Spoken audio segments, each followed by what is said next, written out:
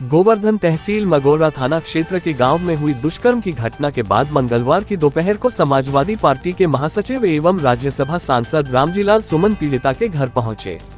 तो वहीं उन्होंने परिजनों से मुलाकात कर उनका हालचाल जाना और हर संभव मदद व न्याय दिलाने का भरोसा दिया। सपा नेता ने मौके पर ही एसएसपी श्लोक कुमार को फोन कर मामले का जल्द खुलासा करने और दोषियों के खिलाफ सख्त कार्यवाही करने की मांग की। वहीं राज्यसभा सांसद रामजीलाल सुमन ने कहा कि प्रदेश में कानून व्यवस्था की स्थिति लगातार बिगड़ती जा रही है और उन्होंने आरोप लगाया कि प्रदेश में पुलिस का खौफ खत्म हो गया है, जिसके चलते अपराधियों के हौसले बुलंद हैं। सपा सांसद ने कहा कि इस तरह की घटनाओं का सरकार पर कोई असर नहीं पड़ता और उन्होंने मुख्यमंत्री और प्रधानमंत्री पर निशाना साधते हुए कहा कि मुख्यमंत्री का कोई परिवार नहीं है और न ही प्रधानमंत्री का कोई परिवार है, इसलिए उन्हें जनता के दुख दर्द का एहसास नहीं होता। उन्होंने घटना की निंदा करते हुए कहा कि समाजवादी पार्टी पीड़िता को न्याय दिलाने के लिए हर स्तर पर संघर्ष करेगी। हमारे चैनल हर खबर पर नजर यूपी को ज्यादा से ज्यादा सब्सक्राइब करें, लाइक करें और शेयर करें।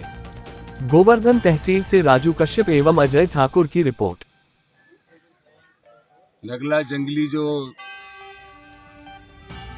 जनपद मथुरा की मोगरा थाने में आता है, वहाँ अत्यधिक दुर्भाग्यपूर्ण और हृदय विदारक घटना घटी। एक नाबालिग लड़की लगभग 3 बजे करीब जब कपड़े साफ कर रही थी गांव के कुएं पर, वहां 2 नौजवान आए, लड़की को ले गए, बगल के मंदिर में उसके साथ व्यभिचार किया। यह अत्यधिक दुर्भाग्यपूर्ण और हृदय विदारक घटना है। और सबसे अहम सवाल यह है कि ये जो घटनाएं हो रही है उसका सबसे बड़ा कारण ये है कि पुलिस का इकबाल काम करता है, खौफ काम करता है, पुलिस की संख्या काम नहीं करती। पुलिस का बदमाशों पर एक मनोवैज्ञानिक प्रभाव काम करता है और मुझे लगता ये है कि पूरे उत्तर प्रदेश में कोई मनोवैज्ञानिक प्रभाव पुलिस का नहीं है। इस प्रकार की घटनाएं हृदय को झकझोरने वाली घटनाएं हैं और इस पीड़ा को वही समझ सकता है जिसका परिवार हो। मुझे लगता है कि उत्तर प्रदेश और देश में जो घटनाएं हो रही हैं उसका एक मूल कारण ये भी है कि इस प्रकार की घटनाओं का जो असर सरकार पर होना चाहिए वो असर सरकार पर नहीं हो रहा है। ये दुर्भाग्यपूर्ण है कि उत्तर प्रदेश के मुख्यमंत्री का भी कोई परिवार नहीं है और देश के प्रधानमंत्री का भी कोई परिवार नहीं है। तो घटना बहुत महत्वपूर्ण है और सबसे बड़ी बात यह है कि कहाँ है वो योगी आदित्यनाथ का बुलडोजर। मुझे लगता है कि उत्तर प्रदेश में बुलडोजर भी लोगों की जाति और धर्म को लेकर के चलता है। मामला बहुत गंभीर है, इसकी जितनी आलोचना की जाए कम है।